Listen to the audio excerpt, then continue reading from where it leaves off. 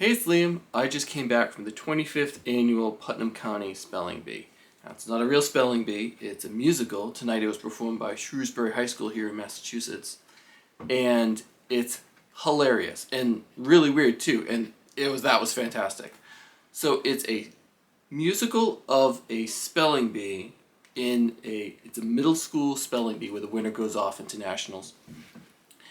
And the cast is up there. The cast is the kids, and there's a few kids cast as adults who are running the spelling bee as well. And they start it with rules, because spelling bees have rules, and they're important. And the reason why they're important, because they do go on about them a lot, is that it takes out one of the main competitors. So during the show, you learn about the kids, you learn about the participants, and eventually the show gets a lot of momentum, and a lot of the kids are disqualified. A lot of the, competitors of it are disqualified. And you're left with like 6 finalists. And the first kid of the final 6 is disqualified he's disqualified because of the rules. They say you have to do it a certain way, and he doesn't. He's distracted. Let's talk about this kid for a second. He's somebody who is successful, and he is successful young, and it's easy for him, and he has expectations. He was the kid who last year won the spelling bee, and he expects to just kind of not waltz right in, but own the show and take home the trophy again and go to nationals another time. But that doesn't end up happening because he ends up being disqualified. He gets distracted while he's spelling a word, and none of the words are particularly, you're tempted to try to spell them in your head, but don't, because some of them are nuts. But he learns the hard way that things don't always turn out in your favor, even if they've done so easily in the past. And his road kind of takes you can be dealt a bit of a curve, and could be curved left. I don't know where I'm going with this, but he's disqualified, and he has personal issues to deal with it, and then anger issues as well, because he has expectations of what's just going to be dealt to him, and that did not turn out to be the case for him. Another child who gets disqualified is somebody who, like him, she ends up being very successful in what she does. She's successful in lots of things. It seems that she's successful in more things than normal people are, and that success kind of breeds its own pressure that she's having it from just the nature of doing well on herself, and she's getting it from adults as well in her life. And it may be real, it may be, we don't meet her parents, but you get the feeling that there is a pressure from the outside so that she is perfect, and so she does all these things. And eventually she doesn't so much break under the pressure, but she breaks free from the pressure. And whether she's successful in the things that she wants to do is really irrelevant, because it's things that she wants to do, and there's value to those things.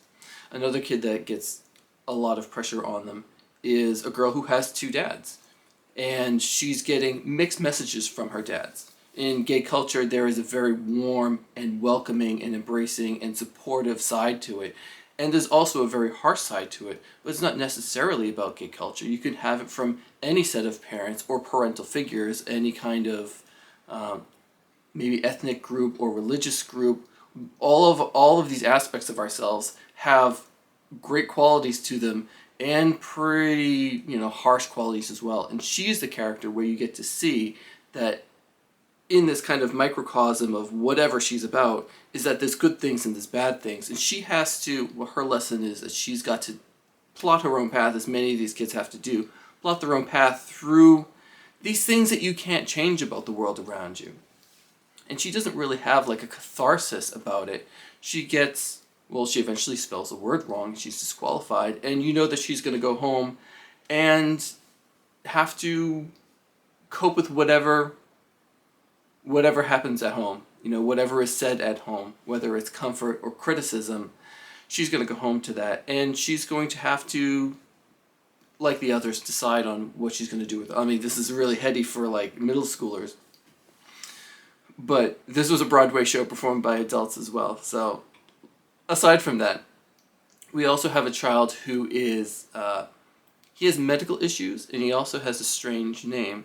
And those things are kind of put onto him to create a kid that can get picked on so much that they create a very angry exterior to themselves and kind of pushes people away from them, which just breeds more anger when you're not connecting with your peers and you don't get along with peers, other children, or adults in your life. And he's very isolated and angry about, well, just about everything. And at the end, one of the other finalists, I wouldn't so much say bonds with him, but treats him decently. And it doesn't like wash away all of these hard aspects of him, all these sharp corners. But he does, you don't really know what he has at home, but he does change a little bit at the end. Now this other girl that he bonds with, she comes from, oh, I don't want to say it's a classic broken home because there's no such thing. But her parents could probably benefit from therapy with each other so that the weight of her parents' relationship isn't borne on her. And whether it's really borne on her or not is irrelevant because she feels it is. She feels that her mother has basically run away from her and her father is very bitter about it. And these are real things that kids have to deal with. And they don't go away just because you say that the kids shouldn't have to deal with it. So that's her story. And you know that her father does not end up showing up for the spelling bee. And you don't know why. You understand why he says he can't, but you don't know really why, what's going on. Like a lot of the times when children have, I guess, broken homes, is that you find out things, but is that the truth? You're not really sure, but the child still does have to go back into that environment. Wow, this is getting real. I swear it's hilarious. The last child that I want to talk to you about is a child, he's not the finalist. The finalist one was the angry one. But the child that was on maybe an autistic spectrum, he comes from a family who has lots of kids in it. And large part, those kids are successful, but they're also not very patient, at least from his point of view as he tells us about it. They're not kind to his abilities to succeed. And especially in terms of many of the other kids at the spelling bee, he is not very successful. But he does find that when he tries to spell things, he can incredibly spell some words that you probably could not spell. And it gives him so much pride that he can do that even though he doesn't win the bee, when he's disqualified, he's very proud of what he's done. He was afraid of the disqualification bell, and when it comes, you don't know how he's going to react to it. And instead of being gutted, well, he is gutted, but he is also very proud of the work that he's done and how far he's gone, especially when people don't think that much of him. He's actually able to achieve something. And he's ready to go home to these siblings and show them, I suppose they were in the audience in the story, but show them that he is worth something and he can kind of stand up to that perception that they have of him, or his perception of what they have of him. But I know this is all really deep and kind of dark sometimes, but the way that it is performed, the stories, the pratfalls and everything, and the kids, the performers at Shrewsbury High School, they just did such a good job on it that I was snorting and I was cackling. It's just lots of funny lines, and the kids totally nailed it tonight. And so kudos to them for doing such a great job. Performing arts is so much harder than it looks like at face value, because I come from a performing arts background, and it feels like no matter if you're doing theater or dance or music or chorus or even the material arts like painting and whatnot, you come into that, it can be lonely, you can feel very misfitty, and then you go into these performance groups, and they ask you to do things that take you completely out of your comfort zone, if you had a comfort zone. And it just feels ridiculous, the things that they ask you to do. And the kids tonight were ridiculous, and it was great, and that's the reward, when they realize that I can do something ridiculous, and it feels strange, and it's totally not you. And then you get the feeling like that's what makes an audience light up. And the audience was really lit up tonight because they did such a great job.